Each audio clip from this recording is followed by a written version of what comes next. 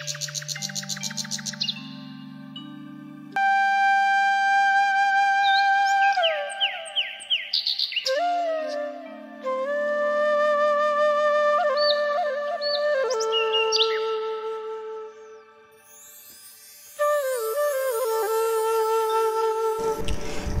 আলাইকুম, কেমন আছেন সবাই?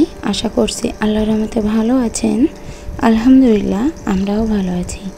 আমার আরও একটি নতুন ব্লগে সবাইকে জানাই স্বাগত। এখন বাজে সকাল 8টা আর এখন থেকে আমি আমার ব্লগটা স্টার্ট করছি। আই হোপ আমার আজকের ভিডিওটি আপনাদের ভালো লাগবে। আজ হচ্ছে শুক্রবার আর সে কারণে বেডশিট একটা উঠিয়ে দিয়েছি আর একটা এখানে পেতে দিলাম। গতকাল এই বেডশিটটা কেচে দিয়েছি সন্ধ্যার দিকে, তো সকাল হতে না হতেই দেখছি যে গরম পড়েছে তাতে শুকিয়ে গেছে, রোদের দরকার পড়েনি। তো সেই কারণে সকালবেলা উঠেই আগে বেডটা চেঞ্জ করে দিলাম। বেডশিটটা চেঞ্জ করার পরে আস্তে আস্তে টুকটাক করে অন্যান্য কাজগুলো করে নিতে পারবো। আর যেহেতু শুক্রবার অনেকগুলো কাপড় কাচারও থাকে, তো আগে বেডটা সুন্দর করে গুছিয়ে নিচ্ছি। ঘুম থেকে ওঠার পরই মনে হয় কি এই বেডটাই আগে মূলত গোছানো দরকার, নয়তো ভীষণ পরিমাণে বিরক্ত লাগে নিজের কাছে। তো আমার এই বাটি প্রিন্ট চাদরটা ভীষণ পছন্দ হয় আমার এবং আপনাদেরও। অনেকে বলে থাকেন আমার এই বাটি প্রিন্ট চাদরটা অনেক সুন্দর।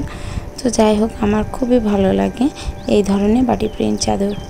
আর দেখুন আমার নতুন সদস্য, মানে আমার বাড়ির নতুন সদস্য নিয়ে এসেছি আমি। তো এখানে 10টা কোয়েল পাখি আছে, এগুলো সাদা কোয়েল পাখি। কি অদ্ভুত, আমি এই প্রথম দেখেছি সাদা কোয়েল পাখি, এর আগে কখনো দেখিনি। তো আমি অনেকগুলো নিতে চাইছিলাম সাদাগুলো, কিন্তু দেয়নি। 4টা দিয়েছিল, একজন ভাবি সে 2টা নিয়ে গেছে আর আমাকে 2টা দিয়েছে। তো ওগুলো ওই পাখির সাথে একই সাথে মশারি দিয়ে পাশে রেখে দিয়েছি, যে ওদের প্রথম দিন একটু মানিয়ে নিতে সমস্যা হচ্ছে। তো যাই হোক, আস্তে আস্তে হয়তো হয়ে যাবে। আর আমার হাজব্যান্ড সকালে উঠেই আগে বাজার করে নিয়ে এসেছে। এখানে নিয়ে এসেছি সিলভার কাপ মাছ আর নিয়ে এসেছি রুই মাছ আর একটু চুনো মাছ নিয়ে আসতে বলেছিলাম। আমার চুনো মাছটা খেতে বেশ ভালো লাগে, তো ওনাকে বললাম যে মাছটা কেটে দাও। তো উনি এদিকে বটি দিয়ে মাছটা কাটছে আর আমি অন্য কাজকর্ম কমপ্লিট করছি। আর এখান থেকে কয়েকটা মাছ নিয়ে যাব। আর ডিমের জন্য এসেছিলাম, মাছের ডিম যেহেতু ভাজবো, তো সে কারণে আগে মাছগুলো দেখে নিচ্ছি কেমন। তো বলছি যে এখানে অনেকটা আষ্টে থেকে গেছে। তো আমার হাজব্যান্ডকে বললাম যে আমি আষ্টে ছাড়ানোর যে মেশিনটা আছে ওইটা দিয়ে যাই। তো উনি বলছে না, লাগবে না, হচ্ছে এখান থেকেই কুটে উঠতে পারবো। আসলে আমাদের বটিগুলো প্রত্যেকটা নষ্ট হয়ে গেছে, খুব একটা ধার নাই, তো সে কারণে একটু কষ্ট হচ্ছে সবগুলো ম্যানেজ করতে।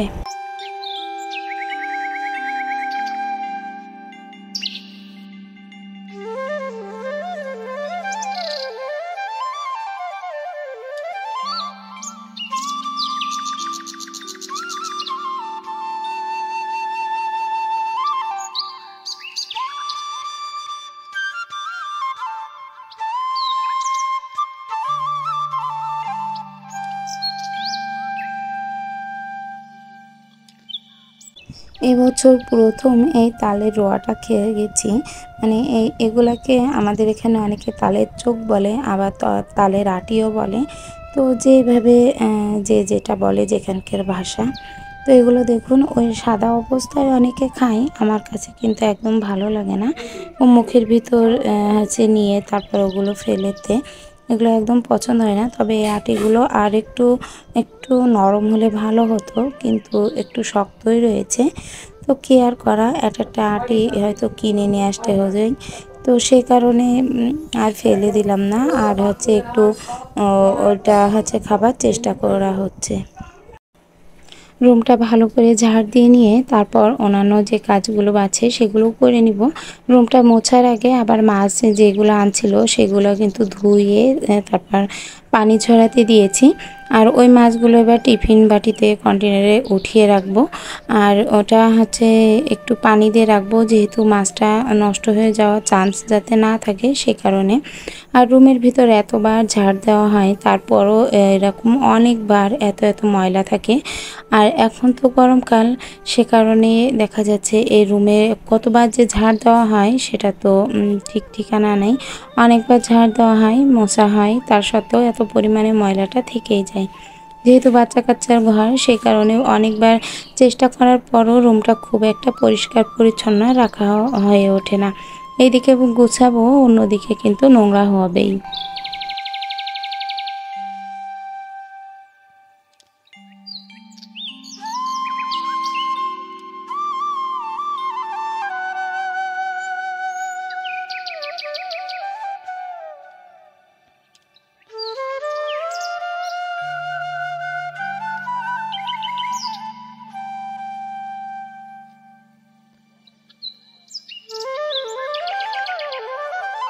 মাছের সাথে মাংসও কিনে নিয়ে এসেছিল, তো সেই মাংসগুলো আমার হাজব্যান্ড ভালো করে কুটে বেছে পরিষ্কার করে দিয়েছে।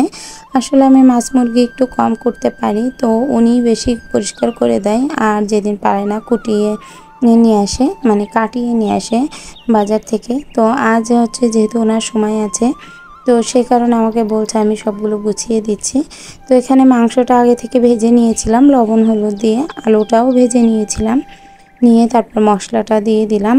মশলাটা ভালো করে যখন কষিয়ে নিলাম, কষানোর পরে একটু মাংসটা এবং আলুটা দুইটা একসাথে দিয়ে দিয়েছি।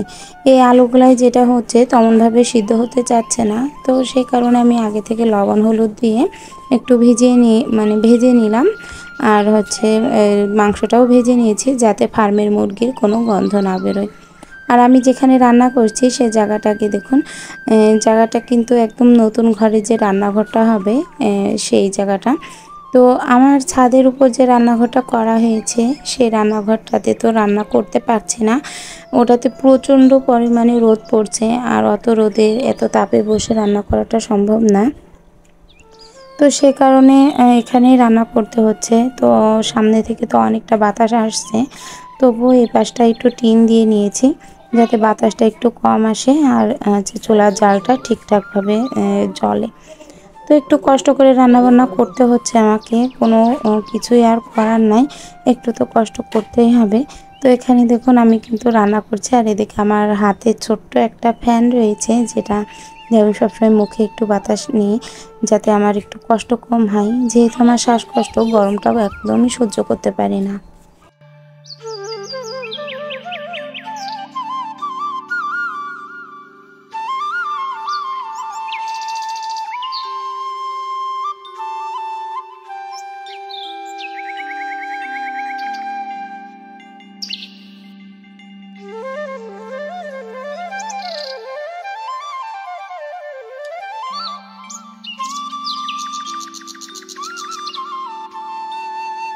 ওইদিকে মাংস ঝোলটা কমতে লাগছে, আর এইদিকে আমি ঝালের বোঁটাগুলো বেছে রাখছি। এদিকে আমার এই কাজটাও হয়ে যাবে, আবার ওইদিকে তরকারির ঝোলটাও কমে আসবে, যেহেতু মাংসটা একটু ভুনা ভুনা করব। আর নাস্তা কিনে নিয়ে আসছিল একটু সাথে, যেহেতু বাচ্চা কাচ্চার সকাল সন্ধ্যা নাস্তা লেগেই থাকে। আর যেটা হয় সবসময় যদি আমি তৈরি করতে যাই তাহলে বাচ্চার পড়াশোনার দিকটা কিন্তু বেশ একটু ঘাটতি থেকে যায়, অনেক কিছু পড়াতে পারি না, হয়তো সময় চলে যায়, ওরা পড়তে চায় না। তো সে কারণে আলাদা করে নাস্তাটা কিনে নিয়ে আসছিল, আরও কিছু কিনেছে। তো সবগুলো একসাথে দেখানো সম্ভব হয়ে ওঠেনি, যেহেতু ক্যামেরা বন্ধ ছিল, মানে অফ ক্যামেরায় ওগুলো করে নিয়েছি। তো এই নাস্তাগুলো ভালো করে গ্রোসারি আইটেমগুলো একটু কৌটার ভিতর ঢুকিয়ে নিচ্ছি, নিয়ে তারপর গুছিয়ে হচ্ছে একবারে গুছিয়ে রাখছি। আর এই কন্টেনার যতগুলো আছে ফাঁকা সেগুলো বেরো করেছি, বেরো করে মাছ মাংস যেগুলো আছে সব এক এক দিনে তা ভাগ ভাগ করে তাই গুছিয়ে রাখছি।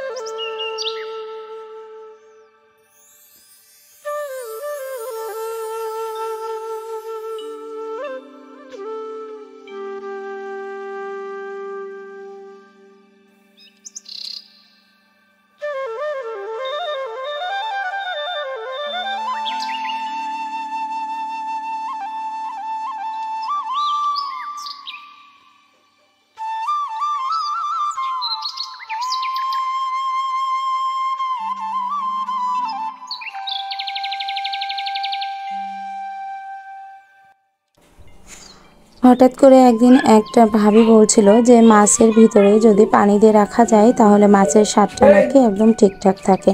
তো সে কারণে মাছের স্বাদটা যাতে ঠিকঠাক থাকে সে কারণে আমি এটার ভিতরে একদম পুরোপুরি পানি দিয়ে তারপর ফ্রিজে রাখবো, ফ্রোজেন করে রাখবো, যেহেতু হচ্ছে মাছটা যাতে ভালো থাকে সেই কারণে। আর কন্টেনারে রাখছি, ওটা লিক হয়ে পড়ারও কোনো সম্ভাবনা নেই। আর এর আগে আমরা ডালায় মাছের পানিটা ভালো করে ঝরিয়ে নিয়ে তারপর কিন্তু রাখতাম, কিন্তু পরে দেখলাম যে না, ওটা হচ্ছে মাছটার স্বাদ যদি ঠিকঠাক রাখতে চাই তাহলে আমাকে ওই পানিটার ভিতরে এর মধ্যে সামান্য একটু পানি দিয়ে দিতে হবে, দিয়ে ওটা যদি আমি বরফ করে রাখি তাহলেই নাকি মাছের স্বাদটা ভালো থাকে। তো এই টিপসটা আগে জানা ছিল না, তো ভাবলাম যে এটা যখন জানতে পেরেছি তো আপনাদের সাথেও শেয়ার করলাম। তো কিভাবে কতটুকু রাখবো সেটা আরও একবার ভালো করে দেখিয়ে দিলাম, যে এই দেখুন মাছটা কতটুকু পানি দিয়েছি আমি। তো দিয়ে ফ্রিজে রেখে দেবো। ফ্রিজে অনেক জিনিস রয়েছে, তার ভিতরে কীভাবে ধরাবো সেটাও বুঝতে পারছি না, তো আস্তে আস্তে ধরিয়ে নিব।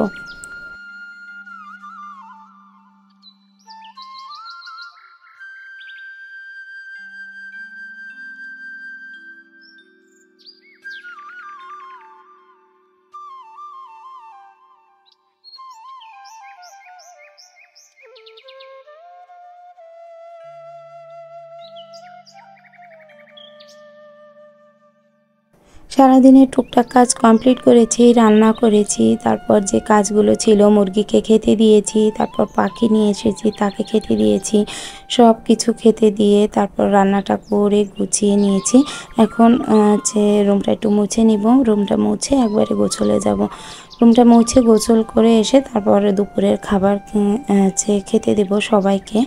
তো আমার আজকের ভিডিওটি যদি ভালো লেগে থাকে তাহলে প্লিজ একটা লাইক দিতে ভুলবেন না। আর যদি চান আপনাদের এই বোনটি একটু হলেও ইউটিউবে জায়গা করে নিক তাহলে চ্যানেলটি সাবস্ক্রাইব করতে পারেন আর এই বোনটির পাশে দাঁড়াতে পারেন।